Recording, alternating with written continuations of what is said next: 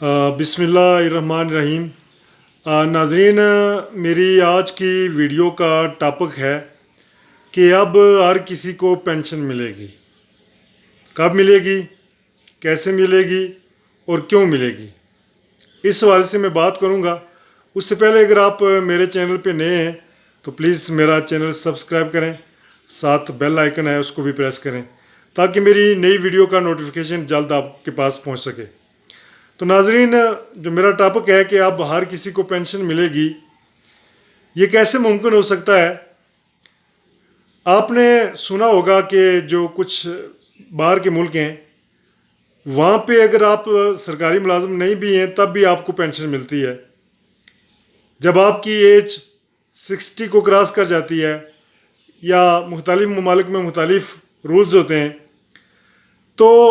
اس سے جو ایک بڑھاپے کی عمر میں محرومی کا جو احساس ہوتا ہے وہ ختم ہو جاتا ہے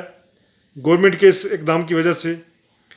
اور اس میں ان ممالک میں پینشن دینے کا جو وہ سسٹم ہوتا ہے وہ یہ ہوتا ہے کہ کس آدمی نے جو ٹیکس ہے وہ اچھا ٹیکس پیئر ہے، کس نے جو ہے نا پراپر ٹیکس پے کیے ہوئے ہیں، تو ان کو اس حساب سے پھر پینشن دی جاتی ہے۔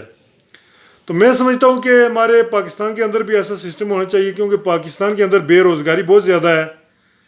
نوجوانوں کے پاس جاب نہیں ہے، پھر لوگ مزدوری کرتے ہیں، محنت مزدوری کر کے بمشکل جو ہے نا اپنا گزارا کرتے ہیں۔ تو اگر گورنمنٹ کی طرف سے ایسا کوئی سسٹم بنایا جائے کہ جو معاشرے کے فیئر لوگ ہیں ان کا ریکارڈ چیک کیا جائے کہ یہ معاشرے میں انہوں نے کوئی ان کے اوپر ایف آئی آر نہیں ہے، کوئی یہ جھگڑالو نہیں رہے ہیں، اس حوالے سے پھر جو زیادہ پڑھے لکھے ہیں اس سے میرٹ بنایا جائے، پھر اس حساب سے ان کو پینشن دی جائے۔ ایک خاص ایج میں پہنچنے کے بعد پینشن ضرور دی جائے تاکہ لوگوں کی محرومی دور ہو سکے۔ پھر اس کے علاوہ جو بے روزگار نوجوان ہوتے ہیں حکومت کو چاہیے کہ ان کا وظیفہ مقرر کرے کہ جب تک ان کو کوئی روزگار نہیں ملتا ہے ان کو وظیفہ ملے تاکہ وہ اپنے نظام زندگی چلاتے رہیں۔ تو یہ سسٹم اسی صورت میں ممکن ہو سکتا ہے کہ جب فیئر قسم کی قیادت، ایسی قیادت سامنے لائی جائے جو انسانی سے محبت کرنے والی ہو، لوگوں سے محبت کرنے والی ہو، تبھی یہ ممکن ہو سکتا ہے۔ یہ ایک تجویز ہے، ایک رائے ہے، اگر اس پہ عمل درآمد کیا جائے کہ جو لوگ کام نہیں کر سکتے ہیں یا کسی وجہ سے ان کو جاب نہیں ملتی ہے تو حکومت کو ان کی دیکھ بھال کرنی چاہیے، ان کا وظیفہ لگانا چاہیے، یا جو لوگ بیمار ہیں، معذور ہیں یا کسی وجہ سے کام کرنے سے قاصر ہیں تو گورنمنٹ کو ان کا سروے کر کے ان کی حوصلہ افزائی کرنی چاہیے۔ اس کے علاوہ ایک خاص ایج پر پہنچنے پہ جو غیر سرکاری لوگ ہیں ان کو بھی وظیفہ ملنا چاہیے، جو سرکاری لوگ ہیں ان کو زیادہ ملنا چاہیے چونکہ انہوں نے سرکاری جاب بھی کیا ہوتا ہے، لیکن جو غیر سرکاری لوگ ہیں ان کو بھی ان کے پچھلے ریکارڈ کی بنا پہ کو وظیفہ ملنا چاہیے تاکہ ان کی جو باقی زندگی ہوتی ہے آرام کے ساتھ گزر سکے۔ میں امید کرتا ہوں کہ کبھی ایسا وقت آئے گا کہ ہمارے ملک کے اندر کوئی ایسی قیادت آئے گی جو ایسی پالیسی بنائے گی جس سے عام لوگوں کی جو زندگیاں ہیں وہ آسان ہوں گی، کیونکہ جب لوگوں کے پاس جاب نہیں ہوتا ہے، روزگار نہیں ہوتا ہے تو پھر وہ ظاہر ہے پھر جرائم کی شرح بڑھتی ہے۔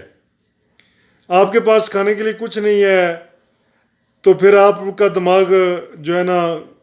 جرائم کی طرف جائے گا،